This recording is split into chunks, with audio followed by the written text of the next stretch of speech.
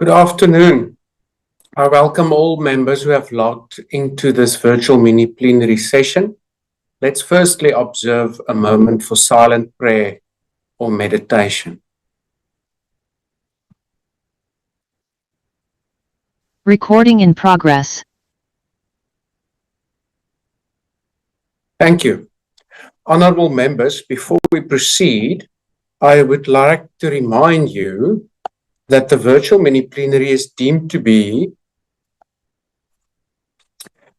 in the precinct of Parliament and constitutes a meeting of the National Assembly for debating purposes only.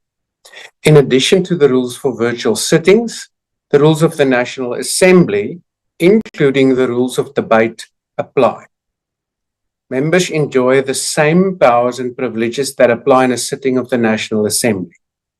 Members should equally note that anything said in the virtual platform is deemed to have been said to the House and may be ruled upon.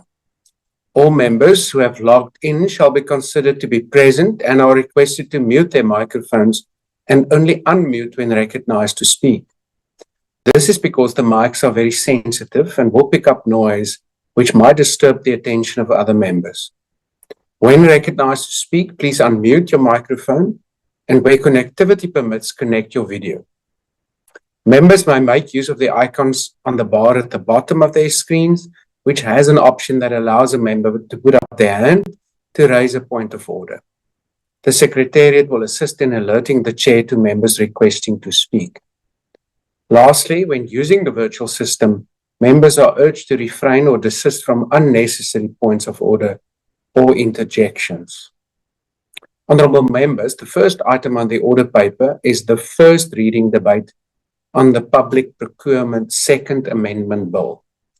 To introduce the bill, I now recognise the Honourable MP Cuthbert.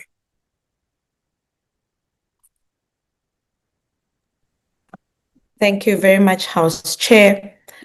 House Chair, Action SA's fallen whistleblower bill has been in development for more than a year now.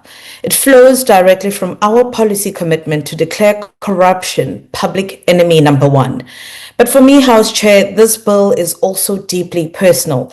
It is shaped by what I have witnessed repeatedly since arriving in Parliament, how corruption destroys the lives of ordinary South Africans. I see this destruction firsthand in the portfolio committees on which I serve, particularly on water and sanitation, where billions of rands disappear through corrupt procurement. Projects stall indefinitely and communities are left without access to drinking water or even basic sanitation. The right to water is among the most fundamental human rights, yet across South Africa, government fails, not because of a lack of money, but because corruption diverts resources that are meant for our people into the pockets of the connected few. In my own constituency, House Chair, this failure is painfully clear in an ongoing collapse of the Guyana Water Project, which we're failing to restore, where thousands of people have waited years for piped water, and instead what they have received are broken promises and a project that is crippled by corruption. And this pattern, House Chair, is repeated across the country. Corruption networks are now entrenched at every stage of public procurement, from Tembisa Hospital all the way to the South African Police Service. And those who dare to expose these networks are silenced. They are threatened, persecuted, and in the worst case scenarios, they are murdered in broad daylight right in front of their families. The public procurement accounts for approximately 800 billion in spending every single year across all spheres of government. Yet it is also the single largest site of systemic corruption in the state. That is why this bill specifically targets Public Procurement Act directly to introduce these novel legislative mechanisms.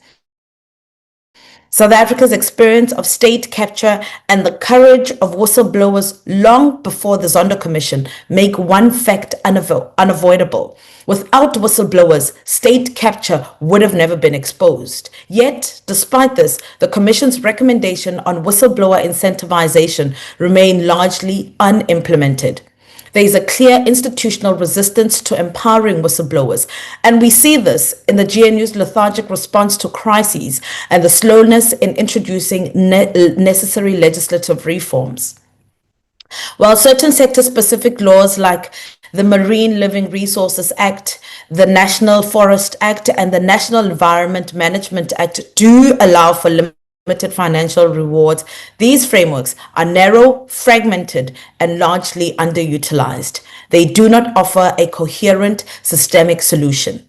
Equally troubling is the repeated failure of the National Prosecuting Authority to prosecute corruption effectively or to recover stolen funds.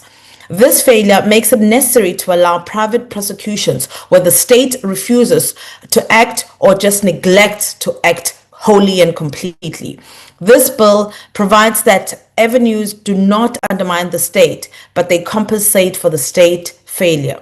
Research is clear, House Chair. Whistleblower incentivization combined with private prosecution is one of the most effective anti-corruption tools we have available, particularly in sectors that are marked by systemic corruption, such as public procurement.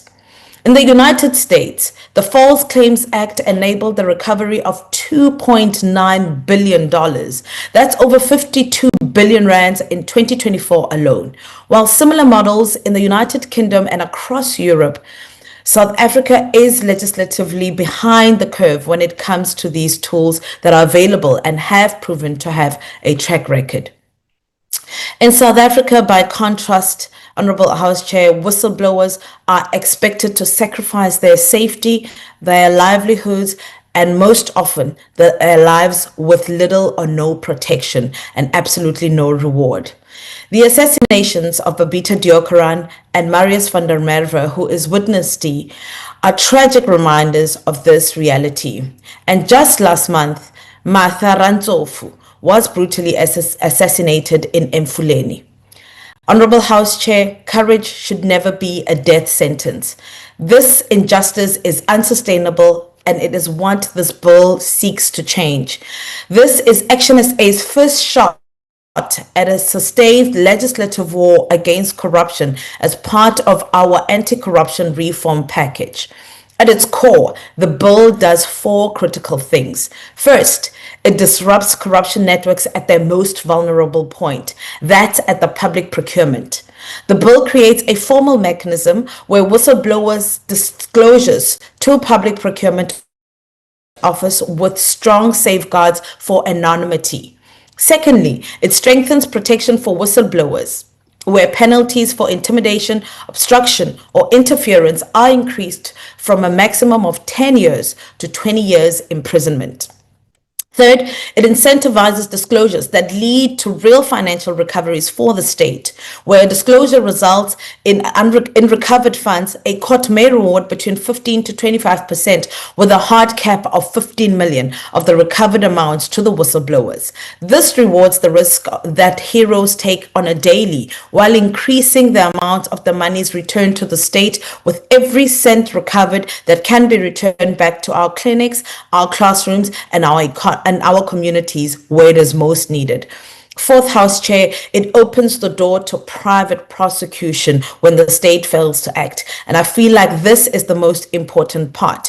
Where the NPA refuses or simply fails to prosecute, the bill allows for private prosecution. In these high-risk cases, the reward increases between 20 and 33% with a hard cap of 25 million rands. If the state will not prosecute corruption, this bill ensures the opportunity that someone else can actually act. The bill allows for disclosures by any person, private citizens, employees, or civil society organizations such as the Corruption Watch, a shift from the current legislative framework that currently does not allow disclosures by such persons. Our fallen whistleblower bill recognizes the value of whistleblowers and creates powerful incentives and mechanisms to fracture corruption networks from within. It sends a clear message that those who steal from the people of South Africa will no longer be protected, and those who expose corruption will no longer stand alone. We must honor those who have sacrificed their lives to fight the scourge of corruption. This bill tells every whistleblower in South Africa that we see you, we believe you, and most importantly, we stand with you. I thank you very much, House Chair. Thank you. Honourable members, in terms of Rule 285(4)(a), there's no speakers list for first reading debates, and members who make an input are limited to 3 minutes per member. I will now recognise political parties in the same sequence that we use for declarations of vote to make their input. The MK Party. Thank you, Chairperson. Honourable members, fellow South Africans, every day across this country, a nurse awaits for medicine that never arrives. A child goes to school with a roof that leaks. A community turns a tap and nothing comes out. Every day we hear same excuse, there's no money, but we know the truth. There is money. The problem is where it goes after it leaves National Treasury. Billions of rands meant for our people disappear through rigged tenders, ghost contractors, backroom deals, and the person who sees it happens, the clerk in the offices, the small contractor who was squeezed out, the community member who watches the trucks that never arrives, and that person stays silent, not because they agree with it, but because they are scared of losing their jobs, scared of being threatened, scared of being alone. That is why we are here today. The Public Procurement Second Amendment Bill is about giving that person a voice. It is about saying to every South African, if you see corruption, you will not be punished for exposing it. You will be protected by standing for what is right. Think about that junior official in the municipal office who is told to sign off a 10 million contract for a company that has no equipment and no experience. Today, if she refuses she gets fired. If she speaks up, she gets victimized. With this bill, she can put it through proper channels and know that her job is safe and her dignity is protected by law. Think about the small business owner who loses a tender because he refuses to pay a kickback. Today, he just walks away and closes his business. With this bill, he can blow the whistle and help ensure that the next tender is fair. Let us be clear. This is not about the witch hunt. We are not encouraging false accusation and malicious rumors. This bill is clear. This is protection of disclosure made in good faith. If you lie to damage someone's reputation, the law will deal with you. But if you tell the truth, the law will protect. If you tell the truth to protect public money, the law will protect you. Honorable members, we cannot keep doing the same thing if we expect different results. We pass budget after budget. We set up commissions after commissions. But if the person who knows about the corruption is too afraid to talk, then nothing changes. This bill changes that equation. It shifts power back to the people. It says that integrity is not a job for one office or one minister. It is a duty for every citizen, and it is our duty to protect you when you carry it out. I thank you, Chairperson. Thank you. The EFF. Thank you very much, Chair. Chair, the bill introduced here is yet another reminder of why it is not a good idea to forgive people who never asked for forgiveness. We forgave people who never asked for forgiveness for the crime against humanity that was apartheid. If anything, they believe apartheid was not that bad and must even be celebrated for giving us what they term roads, buildings, and systems. Chair, we forgave people who never asked for forgiveness for killing black people like animals because of the color of their skin. We forgave people who saw it fit to imprison activists who stood up against a system that sought to dehumanize them and treat them as less than human beings. We forgave people who denied our ancestors, the grandparents, and parents their right to self-determination purely on the basis of the color of their skin. We forgave people who spent more than 300 years defining themselves on the basis of race, and today, nearly 30 years after the attainment of democracy, they are screaming at the top of their lungs that South Africa does not need a race-based policy. We may think we are only talking about public procurement, but the reality is that they will start with this bill, and once society agrees that redress is no longer necessary here, they will move to institutions of higher learning, health, financial sector, agriculture, manufacturing, and entire private sector. Before we know it, there'll be no meaningful avenue left for Black people to participate in the economy, and we'll be back to those times of white benches for whites only and bathrooms in public places labeled for whites only. So let us look at why a political party that is unashamedly white prides itself on advancing the interests of the white minority and openly believes we must do away with race-based redress policies. Now they say we must abandon policies aimed at creating opportunities for Black people who were previously denied these opportunities. Chair, whites continue to hold a disproportionate share of the economy. More than 66% of top management positions in the private sector are held by whites. Whites continue to control the majority of activity on the Johannesburg Stock Exchange. They continue to control the majority of innovation funded through venture capital, largely along racial lines. Whites continue to dominate meaningful sponsorship in sports. They control the impact and the import and export of the majority of goods in this country. They Honorable dominate Mahotwe, academic-led research and development that Honorable safely a center Mahotwe, of innovation. Yes. my apologies. I have a hand on the virtual platform. Just pause for a moment. We'll also stop your time. Honorable Swart, why do you want to be recognized?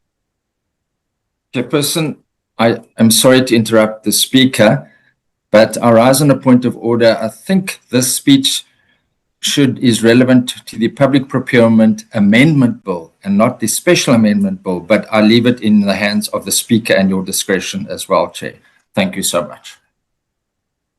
Yes, Honorable Mahotwe, you have 40 seconds left, but I don't know whether you want to reflect, and I don't know whether you will be the speaker in both debates, but this is indeed the Action SA private members bill around public procurement and as I understand it, the protection of whistleblowers. But you're free to continue. Chair, they control what we eat. They control many of the things we use in our homes. They control the value chain of what is manufactured in the country. They control publishing spaces, shape narratives, and dominate media platforms. And we do not blame them for this greed and attitude. They live comfortably in a country drowning in poverty, inequality, and unemployment, yet their greatest obsession is stopping redress. Racism remains the central ingredient of South African capitalism. Those who perpetuated that racism today scream that they are victims and pretend to care about fairness. We must reject this. We must refuse to be blackmailed and continue pursuing the transfer of resources and opportunities to the majority of our people. The fact that the liberation movement has completely failed to use political freedom to deliver economic freedom to the majority of our people does not mean Black people were wrong to demand economic freedom. We want economic freedom, and the only way we can achieve meaningful economic inclusion in South Africa is through deliberate race-based redress.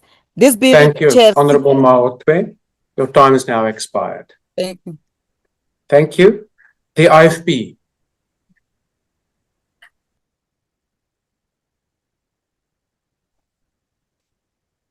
Is there a declaration on behalf of the IFP?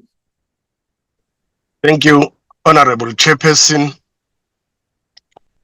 The IFP acknowledges the evil of corruption that this bill seeks to address. We have seen how the diversion of public resources has undermined infrastructure, weakened institutions, and denied communities access to basic services. Whistleblowers have played an integral role in exposing wrongdoing. However, we are concerned with the mechanisms set out in the bill. The bill introduces financial rewards for disclosures and encourages private prosecutions. We are not persuaded that these are the right tools for our public system. Both features risk incentivizing bad faith conduct, opportunism, and claims driven by financial gain rather than the public interest. We are hesitant to outsource public function to private actors. This is because of the level of public accountability that should attach rather to the prosecution of corrupt actions. The success of any anti-corruption framework depends on capable institutions, clear processes, and adequate resourcing. Moreover, we believe that recovered public funds should remain public funds. If money is recovered from corruption or procurement abuse, it should be returned to the state and reallocated to benefit all South Africans. We acknowledge that the Department of Justice and Constitutional Development has already published the proposed protected disclosures draft bill for public comment. This bill is intended to strengthen the protection of whistleblowers who disclose improper conduct. We support the strengthening of whistleblower protection and fighting against corruption. This parallel reform process may mean there is a duplication of protections between the bills. It would therefore be prudent to allow the Protected Disclosures Bill process to run its course before introducing overlapping provisions in procurement legislations. In light of the above, the IFP does not support this bill. I thank you.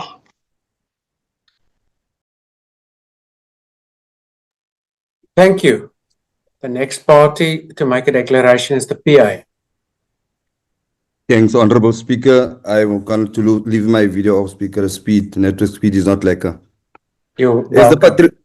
the Patriotic Alliance, we notice the political game being played today. We have two bills on the same topic brought by two parties that act like rivals but move like partners. If anything, this bill brought by Action SA shows that DA is the father and they are the offspring, like father, like son. Look at the deception in this bill.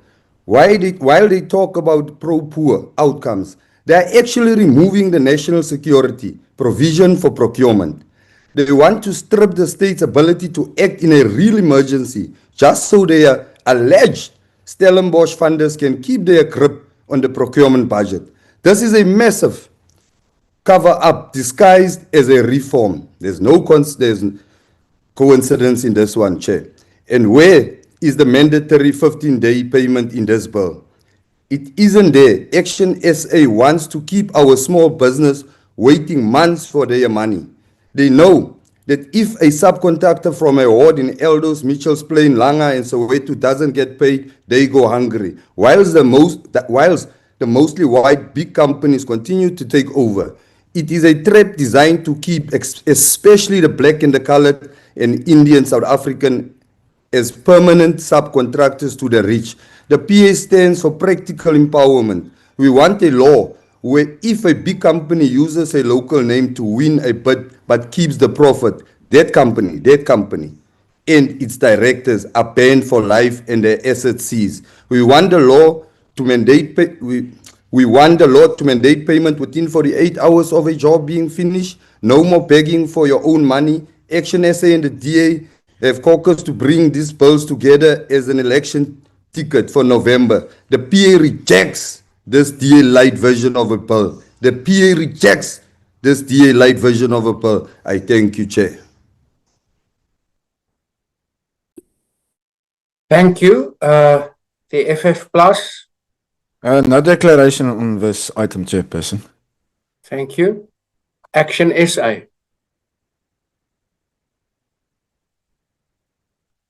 Honourable Speaker, Action SA has declared corruption public enemy number one, not because we know that South Africans loses billions of rand every year to corruption and organised networks, corrupt networks. This is one of the greatest betrayals of our democratic ideals and one of the people we were elected to serve. Corruption steals food from the mouths of the hungry, robs people of their dignity, destroys public trust, and continues to cripple our country. Action SA's fallen whistleblower bill is a direct response to this crisis. Public procurement now accounts for roughly 800 billion in annual government spending. Yet it has become one of the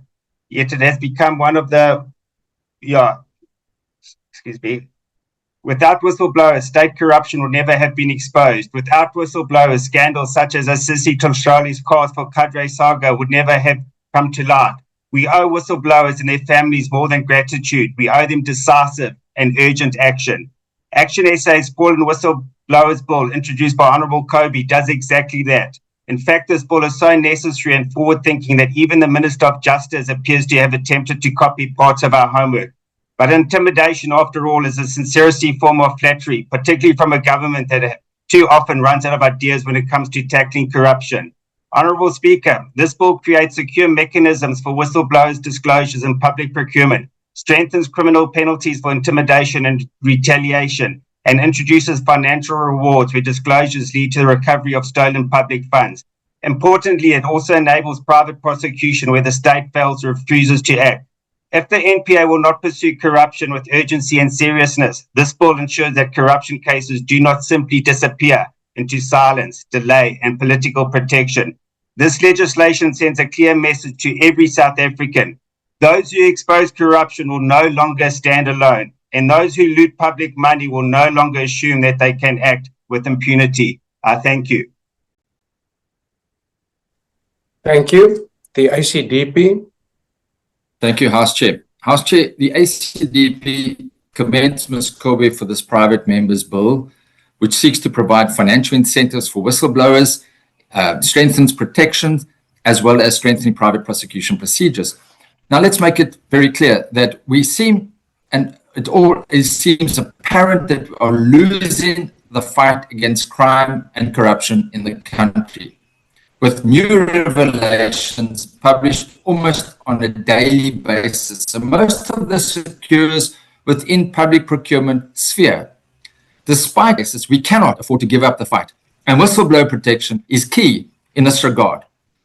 The Zondo Commission found that whistleblowers protection was weak and strongly suggests that financial incentives be implemented to encourage reporting in both public and private spheres. This was also an issue discussed when we originally dealt with the Protected Disclosures Act. However, it was regrettably not accepted, despite similar provisions existing in sector-specific legislation. Whistleblowers suffer severe consequences for disclosing corruption, often facing suspension and dismissal, which imposes financial hardship on them and their families. They also face trumped-up charges which can drag on for years: intimidation, blacklisting, financial ruin, and reputational harm. A law providing reporting procedures but leaves whistleblowers to fight for survival through long, expensive legal processes is no protection at all. Some, such as Babita Deokoren, Morris van der Merwe, and recently municipal accountant Martha Ratsufu, have even been assassinated, illustrating the physical risk that whistleblowers face. And it is very clear that witness protection must be enhanced to provide far better physical protection to witnesses at risk. At the same time, the Department of Justice has published an amendment bill which includes the power of courts to include a maximum of 25% of court-imposed sanctions. But the severe shortcoming of this draft bill is that for some irrational reason, it excludes public servants, who one would have thought would be the main source of information of corruption within the public service. The key question is whether these legislative amendments, both with this bill and the Justice Bill, will protect whistleblowers in practice when they're up against powerful employers, politically connected networks, or institutions with money, lawyers, and influence. This remains to be seen. However, the provisions of this private members bill are to be welcomed as a step in the right direction, which the ACDP supports. I thank you. Thank you. The UDM. Is there a declaration on behalf of the UDM? If not, I move on to Rise Mzansi. Is there a declaration on behalf of Rise? If not, I move on to Bossa. Calling Bossa a second time. The ATM. Is the ATM present? Al-Jamaa. Is Al-Jamaa present? NCC. Calling on the NCC a second time. The PIC. They can't be present. The PIC. The UAT. The UAT. The Good Party. A final call on the good party. If not, we move on to the DA. Thank you, House Chair. Whistleblowers in South Africa are an endangered species. They are hunted, gunned down in their driveways and in their offices. They are the bravest amongst us, yet we have failed them. Our laws don't even come close to being sufficient. While whistleblowers put their lives, careers and families on the line, this Parliament, some of whom have bodyguards paid for by the state, has not passed better whistleblower legislation despite it being years since the Zondo recommendations. We need better whistleblower legislation. We need it yesterday, and we need it to be comprehensive. Action SA has brought us whistleblower legislation, but it is not comprehensive. It instead wastes this Parliament's time that could have been used to debate what I hope will be a far better bill brought by the relevant ministry. And if not, as usual, the DA will do the heavy drafting, and I'll be okay for our friends in Action SA to copy it. The now proposed Action SA legislation has several concerns. For example, it wants whistleblower reports to be kept with the Public Procurement Office. This is not an independent Chapter 9 institution. It is simply not set up to do such work. This is incidentally the same Public Procurement Office that recently brought us extremely problematic doubling down on BE regulations. And if this all sounds a bit boring and you don't really understand what's going on, House Chair, don't worry. I'm not sure Action SA understood what was going on when they drafted the bill. Bringing a non-rigorous bill to Parliament is like the mayor of a minority party put in charge of a failing capital city. It may look good on social media, but the reality on the ground will not change. We urgently want legislation that brings whistleblower relief, but we are deeply skeptical that this bill can achieve that. Thank you, House Chairperson. Thank you. The ANC. House Chairperson, the ANC applauds and calls for the protection of whistleblowers as a true patriots of the Republic of South Africa. Corruption and mismanagement are a cancer that has weakened the South African state, undermining the vision set in the Constitution and delaying the improvement of living conditions for many communities. We know too well the loss of life by many whistleblowers as evidenced in the Tembisa Hospital, Ekurhuleni Municipality, and many public-private institutions. The bill seeks to encourage whistleblowers' disclosures and to increase processes and consequences of findings as a result of whistleblowing. The Zondo Commission, which recommended that there be an introduction of legislation or an amendment to existing legislation to ensure that any person disclosing information to reveal corruption, fraud, or undue influence in public procurement activity be accorded the protection stipulated in Article 32, subsection 2 of the United Nations Convention Against Corruption. The Commission also recommended that the percentage of monies recovered be awarded to the whistleblowers.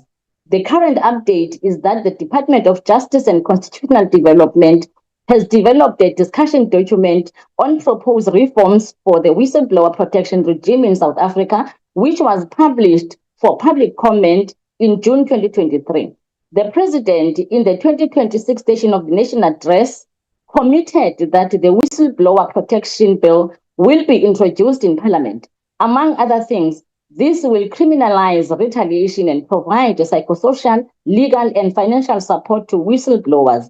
The ANC supports the spirit and intention of the proposed bill, but it believes that the matters proposed are firstly a cry on wrong legislation, and secondly, the introduction of the Whistleblower Protection Bill will focus on matters proposed and call on Action SA to be engaged in that process when tabled in Parliament. I-ANC's misayile ukusebenzisana ne-Action SA ukuqinisekisa ukuthi le bill iyaphumelela ngokushesha, Honorable Chairperson. I thank you.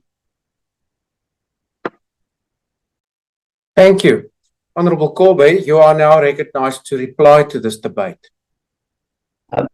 Thank you very much, House Chair. I was disconnected there for a second, but Chair, I was able to follow the debate and understand that while some of us were in this room and in this debate, it was clear to me that it seemed as though the EFF and the PA were not in the same room where we are asking for justice to be done to whistleblowers in the public procurement space. Honorable House Chair, this is not to entrench any of the practices within the public procurement space, but to merely protect whistleblowers who will be disclosing the mishaps and the malfeasance that happens within the 800 billion rand annual spend of government space. We thank the Honorable Sanele Mwali from Mkhonto Wesizwe, who seems to be understanding and who was in this room, understanding that this bill is about giving people a voice, giving junior officials who are made to sign off on billions of rands and who see corruption firsthand because they don't seem to have protection from those who are higher up them and those who are politically connected. So we thank the MK in that regard. Honorable House Chair, it was no surprise to me that the GNU and its partners were vehemently against this bill, citing one of the reasons as parallel processes. If you look at the IFP, Honorable House Chair, they're really, what they have done in their argument is that they really pointed out to the fact that we are right about the lethargy and the slow movement of the GNU. The GNU had promised South Africans from the Zondo Commission that it will reform its legislation around whistleblowers. That was not done. In November last year, the relevant department, which the Honorable from the DA, I'm not too sure what his name is, but from December, the relevant department promised that they will bring the bill to South Africans. It took the dying of witness D. Marius van der Merwe for the department to try and get a move on. Even then, Action SA, fairly new party, Chair, even before the Zondo Commission was established, we were not even here. But it took us, a new party that only entered the 7th administration, to come up with these legislative reforms. In January this year, we proposed this. It even went out to public participation, House Chair. And finally, we are here debating it before the House. Please ask the GNU and its partners where its process is. It is still lying somewhere at the back, waiting for public participation. Honorable House Chair, the lethargy and the slow movement of the GNU and its partners are the reason why South Africa is where it is today. The Honorable Hadebe from the IFP, Honorable House Chair, noted that private prosecution is going to present us with a problem. While we as a state are currently lying with a very dormant NPA, Honorable House Chair.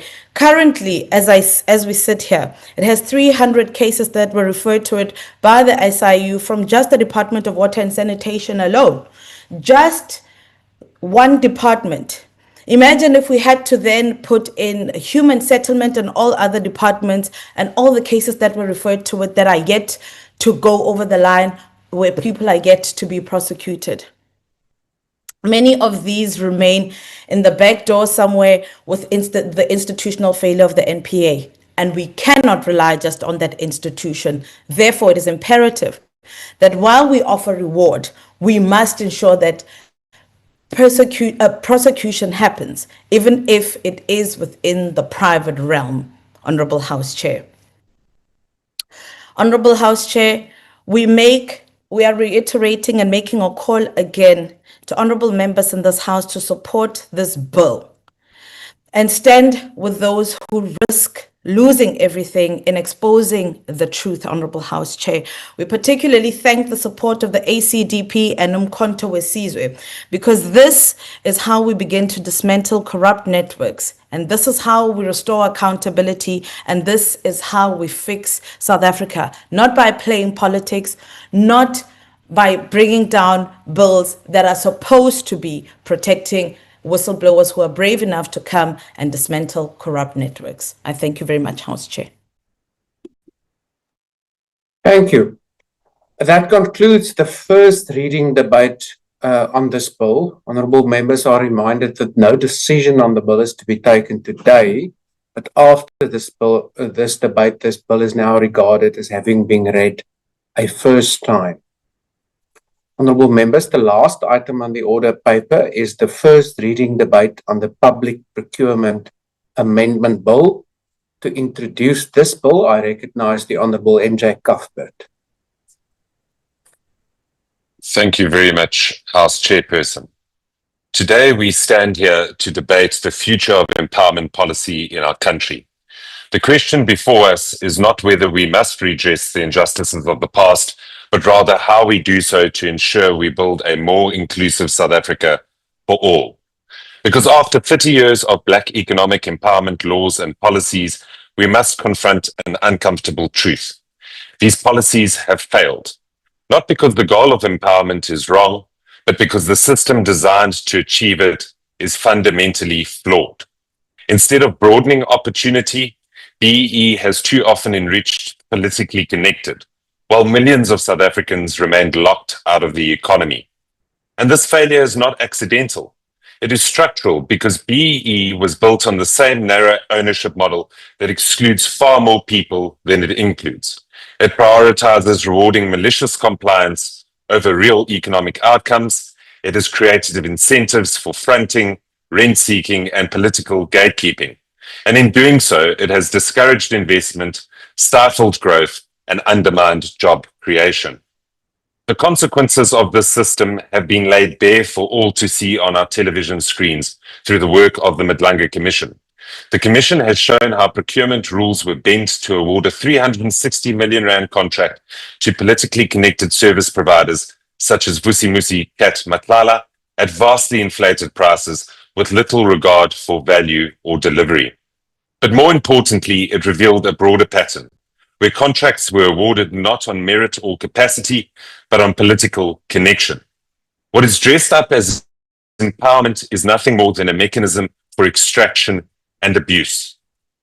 And Honourable House Chairperson, the results speak for themselves. Fixed investment is at a meagre 14%. We have an unacceptable 42% unemployment rate, and economic growth is at a sluggish 1%. And most importantly, millions of South Africans remain excluded from economic opportunity. Now, House Chairperson, empowerment and growth are not mutually exclusive. We can and we must achieve both, but doing so requires a fundamentally different approach. And that's why this bill matters, as it offers us a different path. The Economic Inclusion for All bill seeks to fundamentally reform how empowerment is measured and achieved in South Africa. It does so by amending our public procurement framework to replace a broken system that rewards compliance and connections with one that rewards socio-economic impact. It is a departure from narrow procurement model towards one that actually targets disadvantage, not just race, and expands opportunity for all. This will enable us to make optimal use of the 1.2 trillion rand public procurement budget to deliver services and investment in our communities. And most importantly, it aligns with what South Africa urgently needs, which is growth, jobs, and inclusion. This bill has not been developed in isolation. Last year, we wrote to all parties represented in the House, inviting them to engage with and support this legislation. We did this because empowering people is not a partisan issue, it is a matter of national importance. Furthermore, we engaged through NEDLAC with organized business, labor, and civil society to help us find common ground. And we also opened the bill for public comment so that South Africans themselves could help shape the future of what empowerment should look like. This legislation has been tested, interrogated, and strengthened through all of our consultations. And if we are serious about building an inclusive economy, we must be willing to reach across the aisle to build a new empowerment system that works for all. But House Chair, we must be clear about what empowerment truly means. Empowerment is not simply ownership on paper. It is not a box to be ticked or an equity deal to be structured. Real empowerment is the ability of ordinary South Africans to access opportunity, develop skills, find work, and ultimately build a better life for themselves and their families. It's about economic inclusion that does not depend on your proximity to power, and that is why this bill fundamentally reframes empowerment policy. Instead of asking, who are you connected to? It asks, what impact are you making in your community? And rather than rewarding racial identity alone, it rewards social contribution and targets real disadvantage. Most importantly, it seeks to include millions and not just an elite few. At the heart of this bill is a new outcomes-based scorecard that changes how government awards tenders for goods and services. It introduces a procurement system that is fair, transparent, competitive, and cost-effective, fully aligned with Section 217 of the Constitution. It aligns South Africa's public procurement framework with the United Nations Sustainable Development Goals, ensuring that every rand of public spending contributes not only to service delivery, but to reducing poverty, expanding opportunity, and building a more inclusive economy. To give effect to this, the bill replaces race-based procurement mechanisms with a simplified, outcomes-driven preference point system.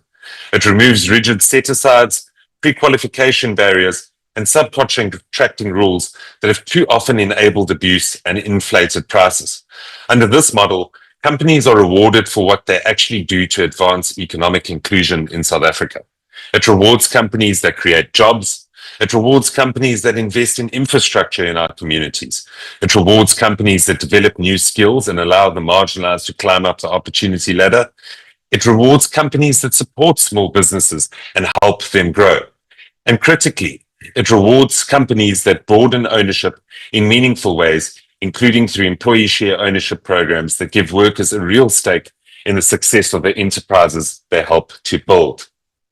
This is a fundamentally different approach to the narrow equity deals of the past. It's about expanding ownership for all, not concentrating it with a politically connected few. It's about empowering all workers, not politically connected intermediaries. And it is about ensuring that the benefits of growth are enjoyed by more South Africans. And this is most critical to the DA.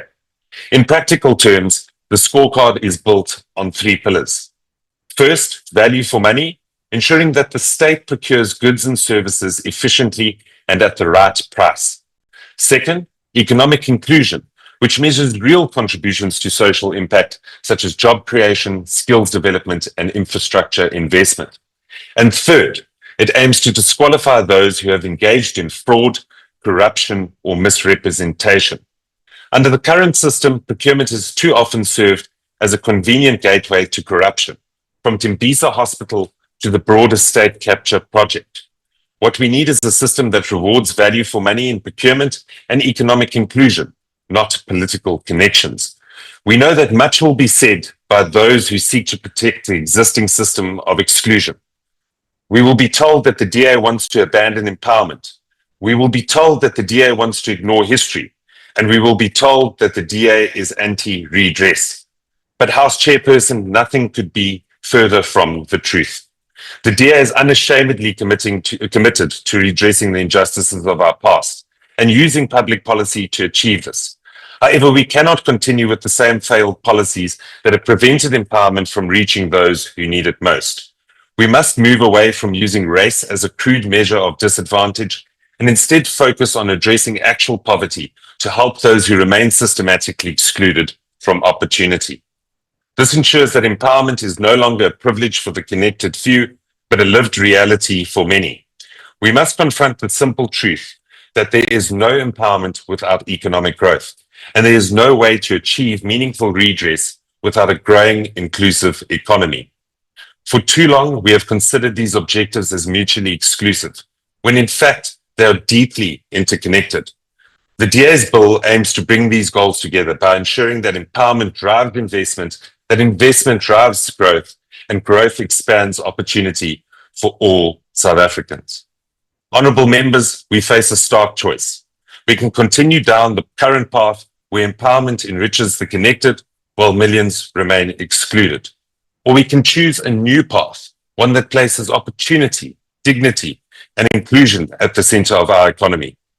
This new path will build an economy where empowerment is measured not by benefits on paper, but by those lifted out of poverty and into opportunity.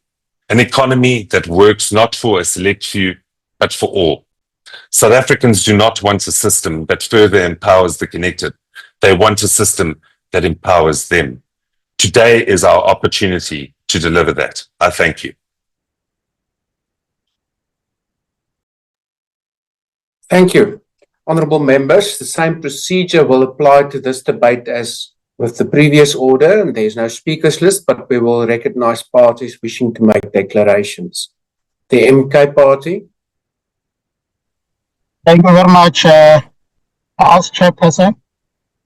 A closer scrutiny to the bill before us reveals that the party of vote has returned. The only difference is that it no longer comes with batons and dogs. It comes with spreadsheets and poverty focus criteria. Today, the Democratic Alliance, the progeny of the National Party, tables this so-called economic inclusion for all bill. Let us name it what it is. This is the economic exclusion of Black people bill. They say race must fall. It is easy to declare race relevant when your skin has already secured a century of stolen land, mineral rights, and inherited capital. 30 years of triple BE. They moan it has failed. Yet it is these same liberals who for 3 decades blocked every meaningful redistribution. From the land expropriation report to the nationalization of the Reserve Bank, while their corporate funders hoovered up state tenders through window-dressed funds. Now, inside the GNU born from a stolen election, they want to remove the last flicker of economic justice from our state statute books. They will replace ownership with a digital scorecard. They will replace skin with a living standard measure that equates a Black woman forced to the township age by past laws with a white man who opted to live in a caravan. Honorable Chairperson, SMK Party, we shall not sit down while this insult is read into the record. This amendment is a recruitment drive for white monopoly capital, final takeover of state procurement. It is the sound of a dream deferred to death. Every Black child who hoped to build a company, every Black mother who started the catering business to survive after being excluded from the economy of privilege, they are the people to be buried by this bill. Well, Chairperson, we of Umkondo Wesizwe, who know the price of freedom, how to resist with this everything, our Honourable your time has expired. We will not debate the technicalities of our own liquidation. I thank you, Honourable Chairperson. Thank you, Honourable Member. I will be taking over for Honourable Horn as presiding officer from this point onwards. I am now asking for the speaker from the EFF. Thank you. Thank you, Chair. House Chairperson, the Public Procurement Amendment Bill introduced by Honourable Cuthbert is yet another reminder of why it is not a good idea to forgive people who never asked for forgiveness. We forgave people who never asked for forgiveness for the crime against humanity that was apartheid. If anything, they believe apartheid was not that bad and must even be celebrated for giving us nice roads, buildings, and systems. We forgave people who never asked for forgiveness for killing Black people like animals because of their color of their skin. We forgave people who saw it fit to imprison activists who stood up against a system that sought to dehumanize them and treat them as less than human beings. We forgave people who denied our ancestors, grandparents, and parents their right to self-determination purely on the basis of the color of their skin. We forgave people who spent more than 300 years defining themselves on the basis of race, and today, merely 30 years after the attainment of democracy, they are screaming at the top of their lungs that South Africa does not need race-based policies. We may think we are only talking about public procurement, but the reality is that they will start with public procurement, and once society agrees the redress is no longer necessary here, they will move to institutions of higher education, health, the financial sector, agriculture, manufacturing, and the entire private sector. Before we know it, there will be no meaningful avenues left for Black people to participate in the economy. But let us look at why the political party that is unashamedly white prides itself on advancing the interest of the white monopoly and openly believes we must do away with race-based redress policies, now says we must abandon policies aimed at creating opportunities for Black people who were previously denied these opportunities. Whites continue to hold a disproportionate share of the economy. More than 66% of top management positions in the private sector are held by whites. Whites continue to control the majority of activity on the Johannesburg Stock Exchange. They continue to control the majority of innovation funded through venture capital, largely along racial lines. Whites continue to dominate meaningful sponsorship in sport. They control the import and export of the majority of the goods in the country. They dominate in academic-led research and development that sits at the center of innovation. Whites control the food we eat. They control many of the things we use in our homes. They control the value chain of much of what is manufactured in this country. They control publishing spaces, shape narratives, and dominate media platforms. Honorable Chair, the EFF rejects this bill. Thank you. Thank you, Honorable Member. The next speaker will be from the IFP. Thank you, Honorable House Chairperson. The Inkatha Freedom Party enters this discussion with a strong commitment to inclusive economic development and meaningful redress.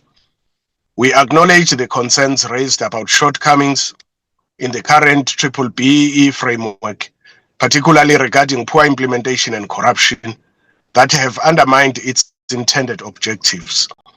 These weaknesses must be addressed if procurement is to truly benefit historically disadvantaged communities. However, while reform is necessary, the IFP maintains that BBBEE remains a necessary mechanism to address the economic imbalances created by our country's past. What must be corrected is not the principle of redress itself, but the way it has been implemented. The IFP therefore remains cautious about the proposal to replace South Africa's race-based procurement framework with a broad SDG-based model. The realities of South Africa's inequality are rooted in a specific historical and socio-economic context that requires transformation measures responsive to the lived legacy of exclusion and economic imbalance. We are not only addressing poverty, but historical poverty. The bill does not yet sufficiently demonstrate how the SDG framework would produce similar, if not better, transformation outcomes than the current BBBEE model.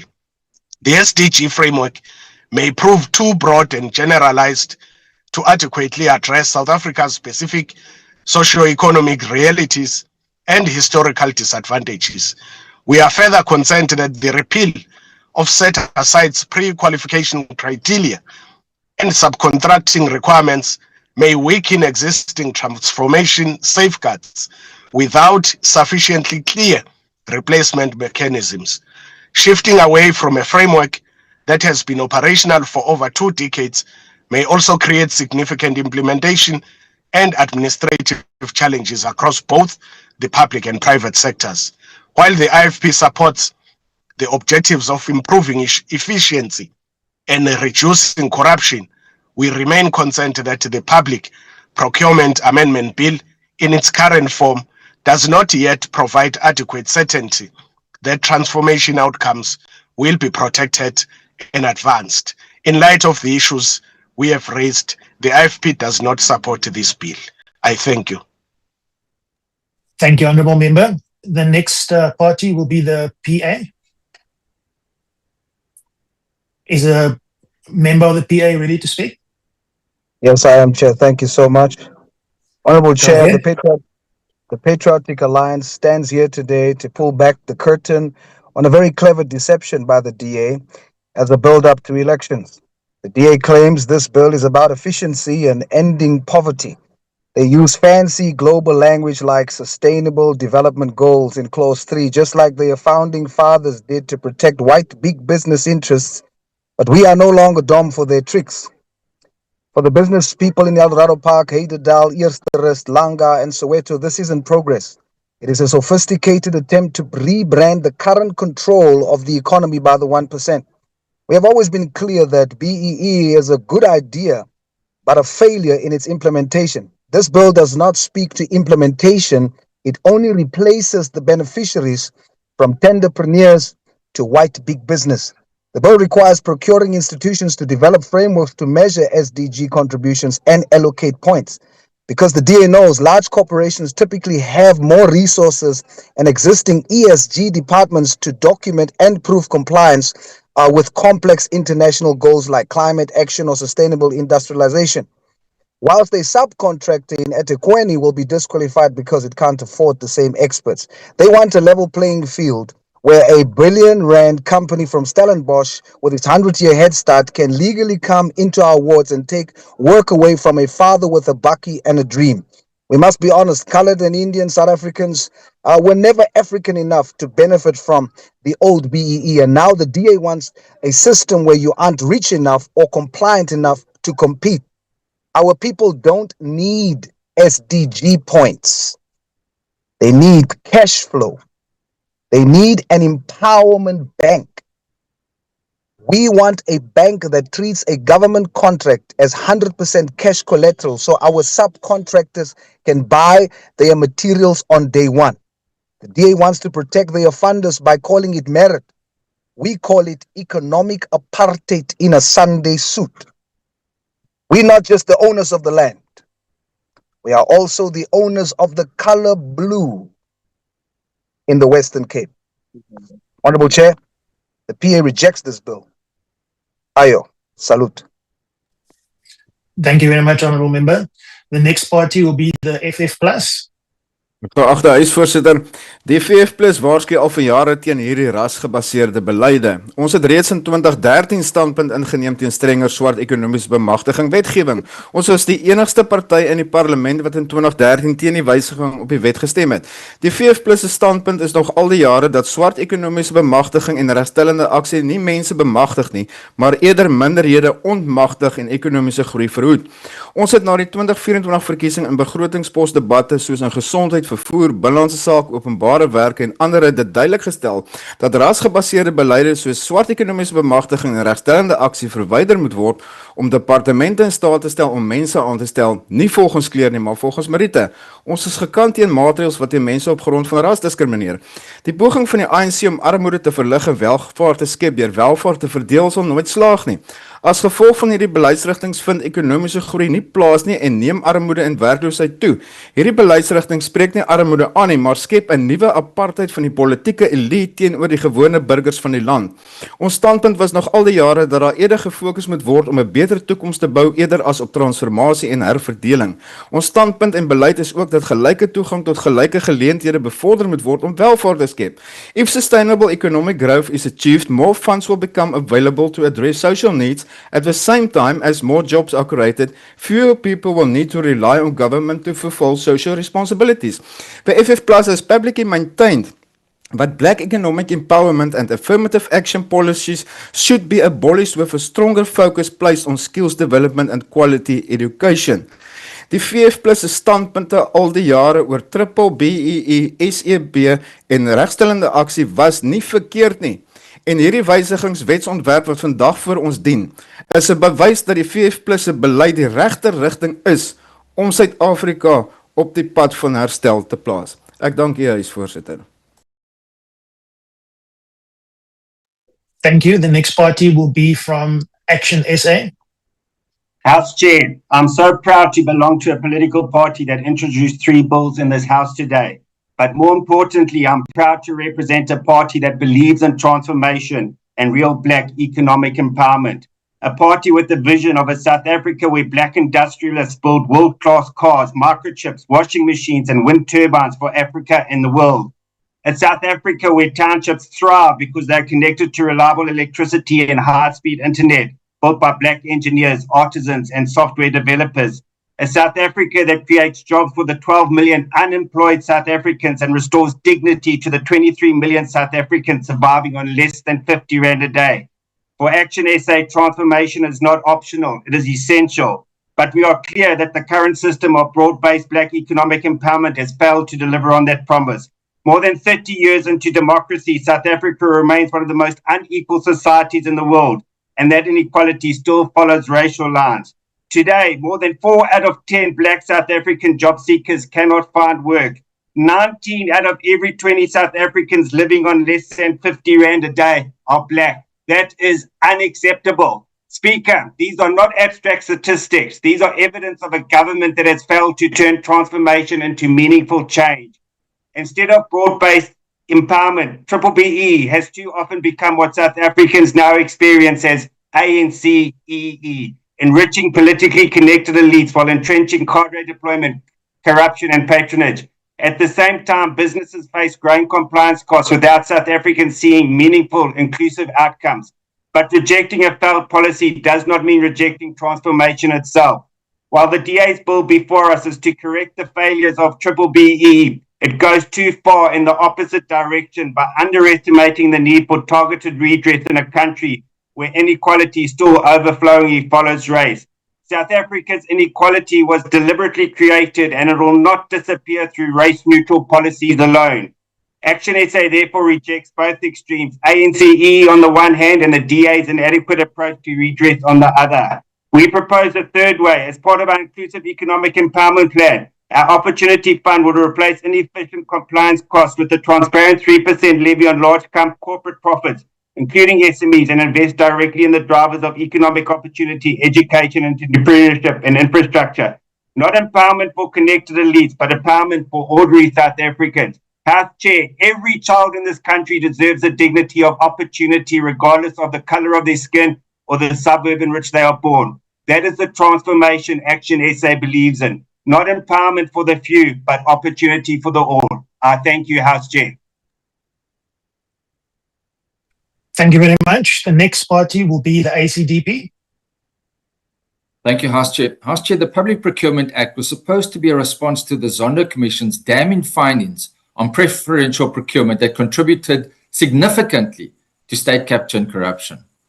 As we know, public procurement accounts for a significant portion of government expenditure, nearly R1 trillion, and approximately 22% of South Africa's GDP. Now, the ACDP believes that the Public Procurement Act was a missed opportunity to fundamentally address the many deficiencies in public procurement. And this view is supported by former Chief Justice Judge Zondo, who expressed his doubts as to whether the Act would stop corruption in the public sector. Honourable Cuthbert's Private Members Bill seeks to address some of these concerns and is based on 3 pillars, as he pointed out: value for money, economic inclusion, and disqualification of those who have engaged in fraud and corruption. Surely these aims are laudable and should be commended. Let's make it very clear. The ACDP, whilst supporting redress for past wrongs, does not support preferential procurement provisions, which have not only contributed significantly to state capture and corruption, but have grossly inflated government contracts. We are also concerned that some of the provisions in that act will embolden extortion syndicates who, under the guise of business forums, show up armed at construction sites, water sites, elsewhere, demanding 30% of the projects be subcontracted to their companies. These groups don't hesitate to disrupt construction projects or storm in tender briefings or threaten officials and rival bidders to force them to accede to their demands. Now, the sharpest and academic brains in South Africa came together to form the Joint Strategic Resource to comment on the original public procurement bill before it became an act and to suggest amendments. However, it is sad to see that that valuable resource was largely overlooked, and the ACDP wishes to thank those legal experts. There is, however, still an opportunity to comment on the regulations to the original act, and the ACDP calls on civil society to submit comments on these very important regulations to the Procurement Act by the cutoff date in June. Lastly, the existing BBBE framework is undergoing a two-phase review process initiated by the DTIC to refine, realign, and address corruption within the system. And this amendment bill could form part of that process. It is undoubtedly a step in the right direction, which the ACDP will consider favorably. I thank you. Thank you, Honourable Member. Is the speaker from the UDM on the platform? Second call for a member from the UDM. If not, we will then go to Rise. Is the speaker from the Rise on the floor? Nope. Bosa? Is the speaker of Bosa here? Second call for Bosa. If not, we'll go on to ATM. Second call for ATM. If not, we'll go on to Al Jamar. Second call for Al Jamar speaker. NCC. NCC is not here. PAC. Is there a speaker from PAC? No. UAT. No speaker from UAT. Good. Second call for Good. Thank you. We'll have the speaker from the DA. Thank you, House Chair. This bill is an important constituent of the Democratic Alliance's vision for achieving inclusive growth in South Africa. 32 years after our democratic breakthrough, too many citizens are locked out of the economy and unable to live a dignified life. State dependency has become the norm, not the exception. With a 1.2 trillion rand annual procurement budget, government has the spending power to unlock private sector investment and drive productivity growth, both essential to improve South Africa's position in the league table of competitive nations. But in the recently gazetted procurement regulations, Treasury has demonstrated a disappointing adherence to failed ANC policy, not economic reality. The pre-qualification criteria for securing government contracts will disrupt established supply chains that have taken years to build up. The DA's economic inclusion for all bill makes sure that the government can get the best price while providing for companies to invest in programs that empower those who need it rather than those with political connections. Parallel to Treasury's unworkable procurement regulations are the Department of Trade, Industry and Competition's proposed amendments to the BE Codes of Good Practice. The codes are inextricably linked to government and private sector procurement. A low BE rating freezes companies out of government and private sector contracts, especially with big companies that have the largest spending power. As the Honourable Cuthbert has explained, this has created incentives for fronting, rent-seeking and political gatekeeping at the expense of decisions based on sound business practice. New regulations on ownership percentages will radically reduce the number of firms that the state can procure from, driving up prices. They also punish the same businesses who have spent millions of rands each year to become compliant with BE. Opposition has been vocal, as BLSA CEO Buzi Mavuzo recently said, and I quote, "Minister Tau's department is seemingly becoming a source of policy uncertainty that is actively driving investment away. The proposed amendments to BE regulations are a recent example." The DTIC has erected,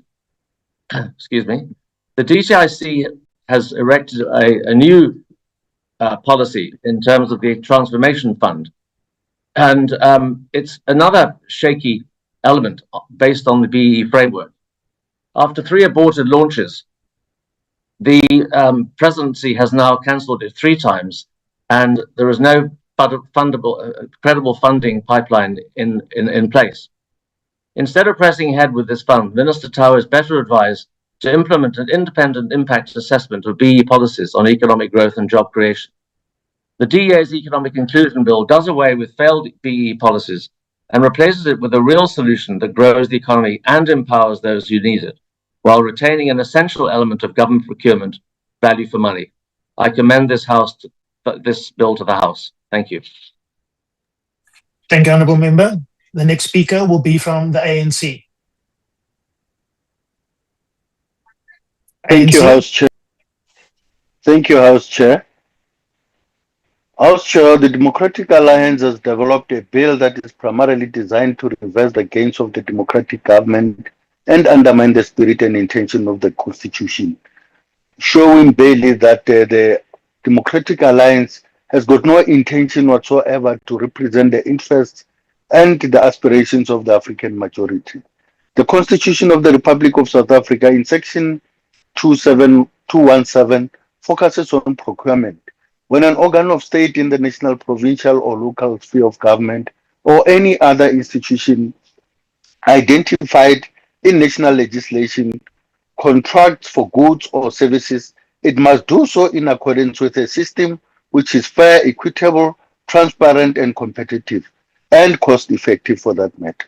The Constitution is clear in subsection 2 of Section 217 when it says that the system which is fair, equitable, and transparent, competitive, and cost-effective does not prevent the organs of state or institutions from implementing a procurement policy providing for 1, categories of preference in allocation of contracts, and 2, the protection and advancement of persons or categories of persons disadvantaged by unfair discrimination. The set aside for women, youth, persons with disabilities, and military veterans in the Public Procurement Act, which is yet to be implemented, gives expression to the Constitution. The continuous non-recognition of racial discrimination is the essence of the proposed bill. The bill is premised on a false argument of racial quotas against the principles of non-racialism. While arguing to allocate 80% for value for money, the DA scorecard only allocates 30% for pricing, which will actually enable a significant overpricing parameter. This is the opposite of what the bill argues is intended to achieve value for money. The ANC and the government have acknowledged that there are weaknesses within the BBEE system and also within the procurement system. The gains of these policies far outweighs their challenges, and reviewing them with the intention of strengthening the position of the ANC. The model proposed by the DA is designed to benefit established businesses to the detriment of startup businesses and negates the progress of procurement targeting marginalized groups. We therefore reject the bill. I thank you. Thank you, honourable members. I will now recognize Honourable Cuthbert to reply to the debate. Thank you, Honourable Cuthbert. Thank you very much, Honourable Douglas. We've been subjected to what can only be described as a torturous attempt by certain political parties who want to break down our country and undermine the non-racial project which we have tried to build since 1994, instead of actually focusing on the substance of the debate and having a look at the merits of this particular piece of legislation. And I think we need to center the discussion around the following facts. Number one, we have 44 million South Africans who are stuck in poverty. We have 12 million South Africans who are stranded in unemployment queues, and we have the most unequal country on earth. And this is all in the context of having had formal and informal BE for the past 30 years. When we look at Black South Africans in particular, in the last quarter of 2024, 36% of Black South Africans were unemployed, in comparison to 7% of white South Africans.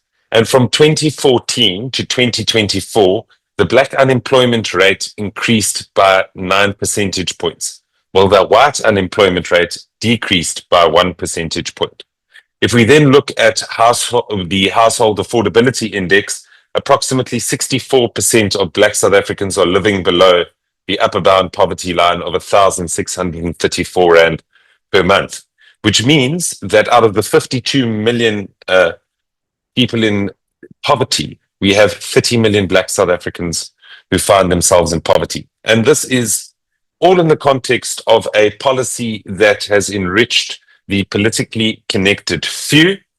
We have been through several commissions of inquiry, whether that be the Zondo Commission or more recently the Madlanga Commission, and we have seen how those in power, particularly within the African National Congress and some of the erstwhile members who now reside in both the Umkhonto we Sizwe as well as the Economic Freedom Fighters, who used the public purse as their personal kitty.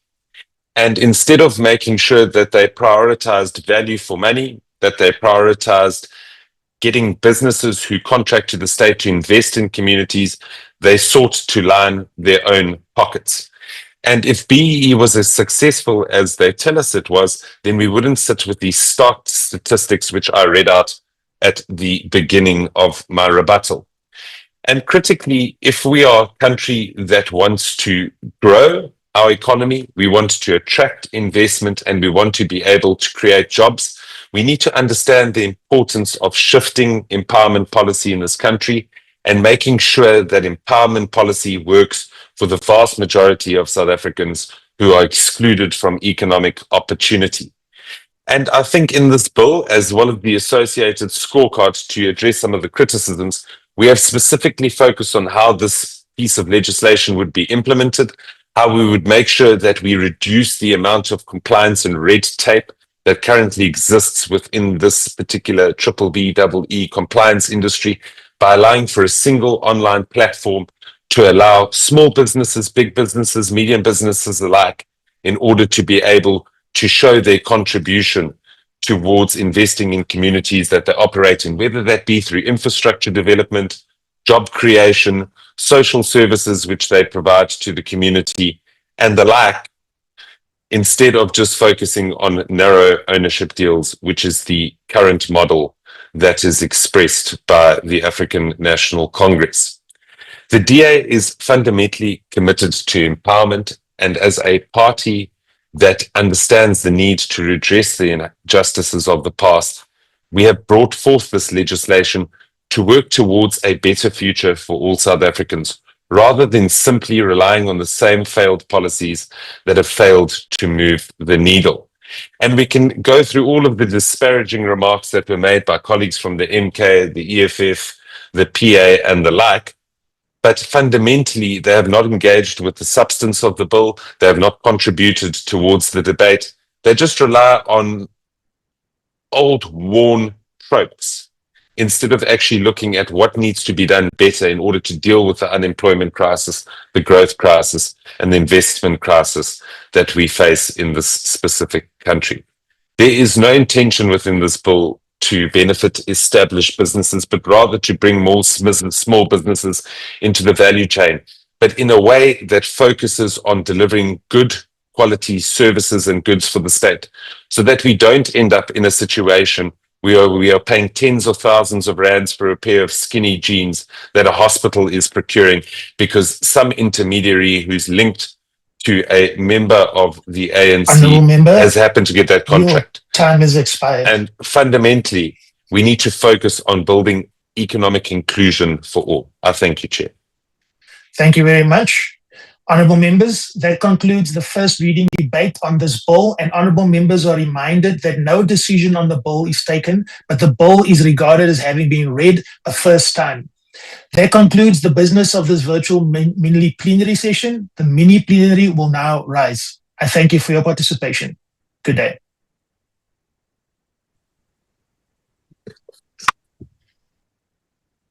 Recording.